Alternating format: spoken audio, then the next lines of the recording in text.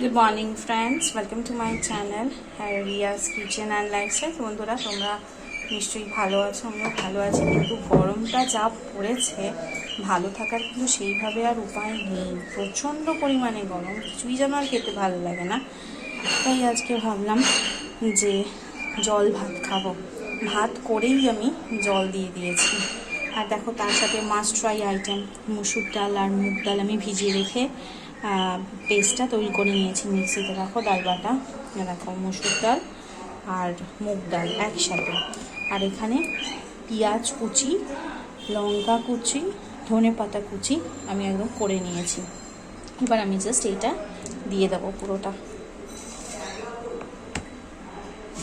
তো দেখো, আমি ডাল বাটাটা দিয়ে দিয়েছি, নুন স্বাদ মতো দিয়ে দিয়েছি, হলুদ দিয়ে দিয়েছি। এবার আমি এটাকে জাস্ট মিক্সিং করে নেবো, দিয়ে ভাজবো আর অমলেট করবো।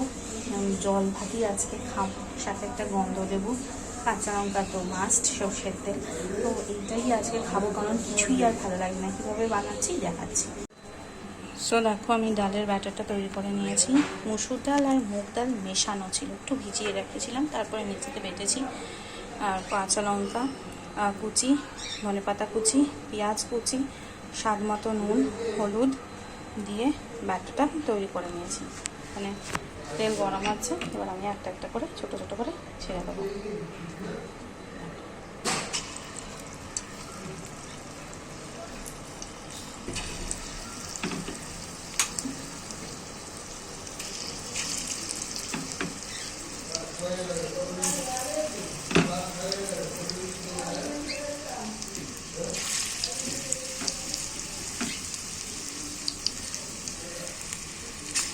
এরকম করে একবারে অনেকগুলো ছেড়ে দেবো।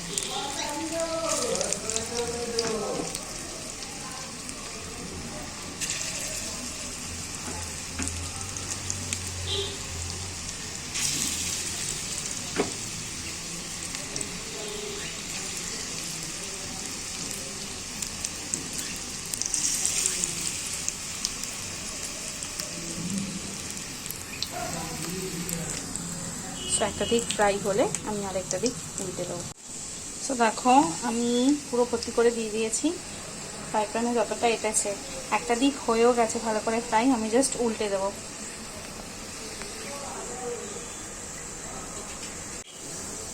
তো দেখো, যেরকম বলেছিলাম একদিকটা আমার হয়ে গেছিলো, আমি জাস্ট আরেকটা দিক উল্টে দিচ্ছি। দেখো কি সুন্দর হয়েছে, প্রচণ্ড ক্রিস্পি হয়েছে।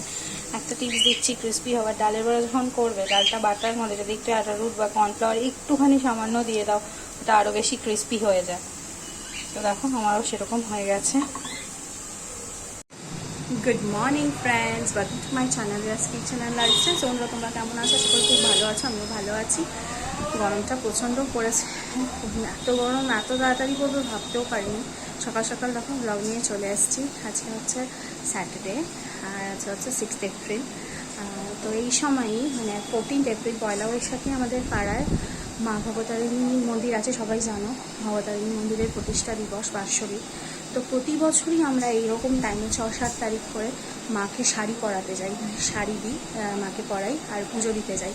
তো শাড়িটা অলরেডি পরানো হয়ে গেছে, শাড়িটা আমরা কালকে দিয়ে এসেছিলাম। আর এখন আমি পুজো করতে যাব। দেখো, তার জন্য আমি এখানে সমস্ত ফুল মালা সব কিনে নিয়েছি। এইখানে পুজোর ডালা রেডি করে নিয়েছি। এবার আমি যাবো, দেখাবো মাকে যে শাড়িটা কেমন। শ্বশুরমশাই প্রত্যেক বছরই পয়লা বৈশাখের দিনকে মাকে পরানোর জন্য শাড়ি দেয়। আর যেহেতু পয়লা বৈশাখে আমার ছেলেরও বার্থডে আর মা ভবতারিণী মন্দিরের প্রতিষ্ঠাও দিবস, দারুণ পুজো হয়, সেগুলো সবই দেখাবো আজকে। এখন আমি যাচ্ছি পুজো দিতে। সব রেডি হয়ে গেছি, আমি এখন মন্দিরের দিকে যাচ্ছি। আমি দেখাবো মাকে যে শাড়িটা কেমন দিয়েছে। শাড়িটা কালকে অলরেডি দাঁড়িয়ে গেছে, আর এটা শুনেছি যে আজকে পরানো হবে। আমি পুজোটাও দেবো, চলো দেখাচ্ছি।